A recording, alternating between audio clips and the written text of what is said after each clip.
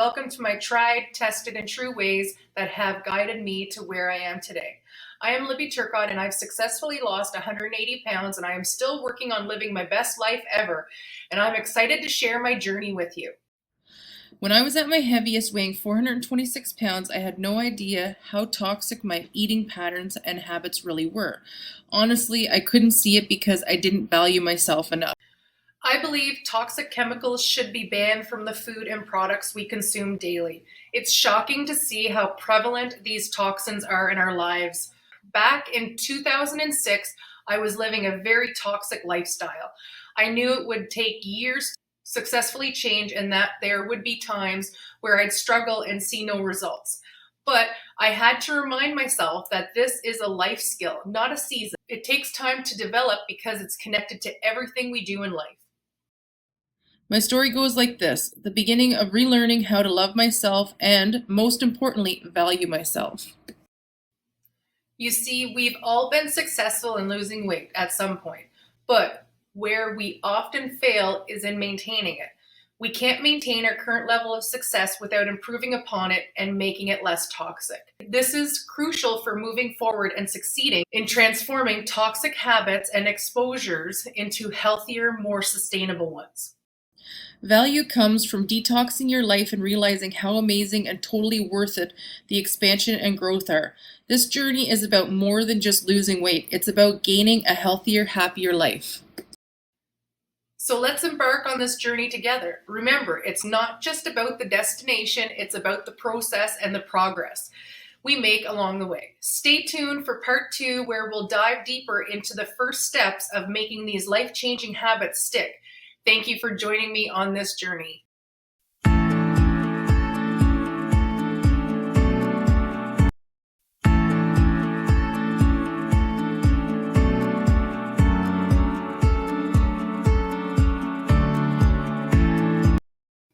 Welcome back. In this part of the course, we're going to talk about a powerful mindset shift that can help you successfully lose 50, 60, or even 100 plus pounds and keep it off for life.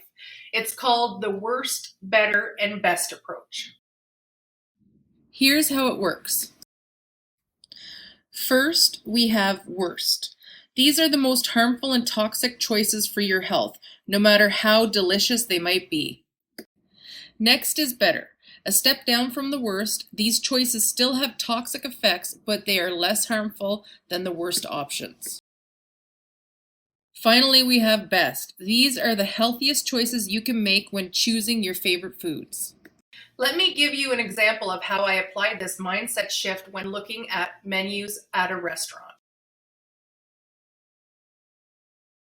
The worst option would be a poutine and double bacon cheeseburger with a pop. I know this is the most harmful choice I can make. A better option would be French fries and a double bacon cheeseburger with water.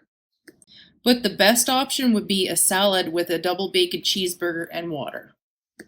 By creating a toxic value scale for the food I was eating, I helped myself develop a new visual pattern of choice when it came to eating out. This approach showed me that if I was going to continue eating this way in the long term, it definitely needed to be a lot less toxic to my health and longevity. This is the goal for your continued success. You are going to spend the rest of your life doing better than your worst every time you choose to eat out. Eventually, you want your better to be the challenge that leads you to the best at choosing healthy, less toxic favorites. This is the hidden gem in the skill you are building. It's a powerful tool that you will master, which will help you in the long-term battles you have struggled with in the past. Stay tuned for part 3, where we'll dive deeper into creating and maintaining healthy habits. Thank you for joining me on this journey.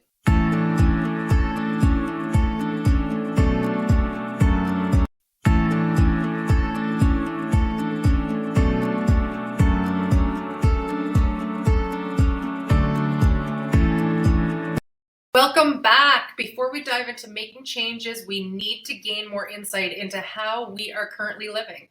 This step requires you to get real with yourself right now. This next step takes a lot of patience and compassion for yourself.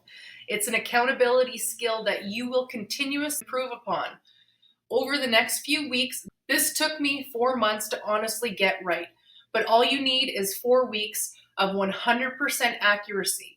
You will document the toxicity in your life. This will help you gain more value and control, allowing you to stay respectful, responsible to a commitment with yourself that surpasses all past efforts. So for the next 4 weeks, track the following in your data collection calendar: junk food, takeout food, alcohol or non-alcoholic beverages, sweets, desserts, or sugars, and as a bonus, movement. As you mark these on your calendar, make note of what you ate and the quality. For example, Once you have collected this data daily for 4 weeks, look at the weekly impact. It's time to see how toxic your weekly intake is. When I did this inventory check, I was faced with a lot of toxic behaviors that I had to make better as I moved forward. this process is crucial for building and maintaining strong boundaries for yourself. The better the boundaries, the healthier your life will be. You won't fall victim to your fears and anxieties again because you can trust yourself and the decisions you make to better your life. Remember, this journey is about more than just weight loss. It's about gaining a healthier, happier life through accountability and self-awareness. Stay tuned for part 4, where we'll discuss how to create sustainable habits and maintain your progress. Thank you for joining me on this journey.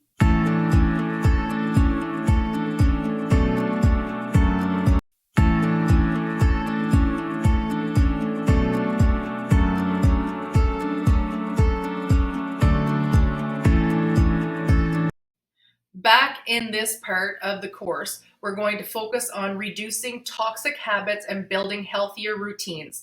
This step is crucial for long-term success in your weight loss journey. This phase, I spent a lot of time learning about what I could easily do and what I struggled with. I encourage you to evaluate your data and identify something you know would be easier to slowly wean yourself from. For example, I noticed that I was eating chips and beef jerky every evening while I was watching TV. To break this bad habit, I aimed to only expose myself to it once a week instead of daily.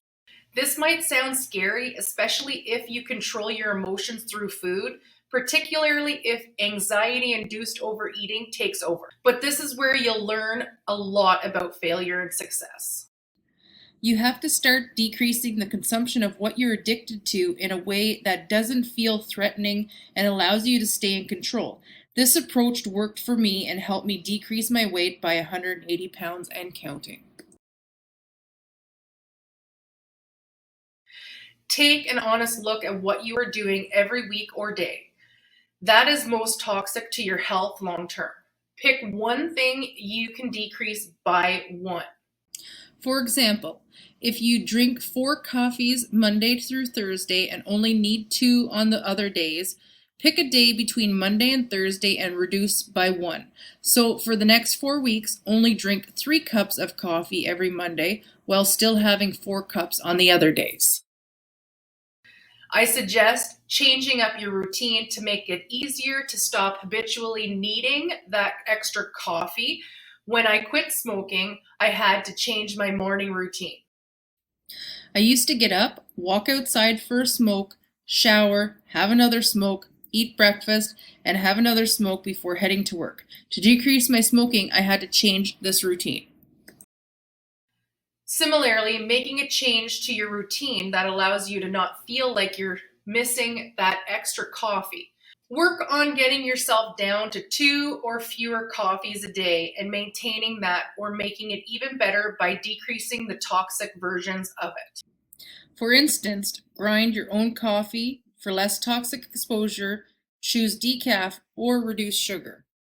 Once you've made progress and want to do more, contact me and book a coaching call. I'll help you tackle your next big challenge on your road to health and wellness.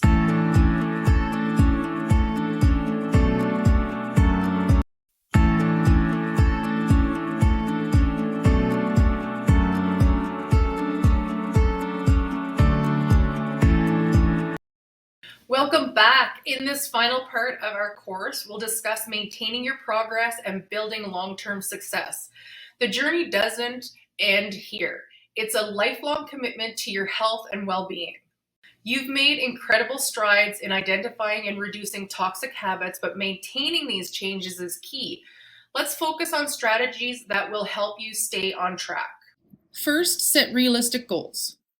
Break down your larger goals into smaller, manageable steps. Celebrate your progress along the way to keep yourself motivated. For example, if your goal is to exercise more, start with a 10-minute walk each day. Gradually increase the time and intensity as you build your stamina. Second, build a support system. Surround yourself with people who encourage and support your journey. Join groups or find a workout buddy who shares similar goals. Having someone to share your success and challenges with makes the journey more enjoyable and less lonely. Third, stay accountable. Keep tracking your habits and progress. Use a journal or an app to monitor your daily activities and reflect on your journey. Accountability keeps you honest with yourself and helps you stay focused on your goals. Fourth, be kind to yourself. Understand that setbacks are part of the process. Don't let a bad day derail your progress. Learn from it and move forward. Remember, this is a lifelong journey. Treat yourself with the same kindness and patience you would offer a friend. Finally, continuously educate yourself. Stay informed about the latest health, nutrition, and fitness breakthroughs. The more you know, the better equipped you'll be to make healthy choices. Knowledge is power. The more you learn, the more you can improve and adapt your lifestyle for the better. And please use the download to start tracking the areas of your nutrition you are looking to improve. And once you're ready and can see where you want to start changing things, book a coaching call and we will create a plan that will help you make consistent progress in detoxifying your lifestyle habits and be able to successfully maintain these changes for the rest of your life and keep that weight off permanently.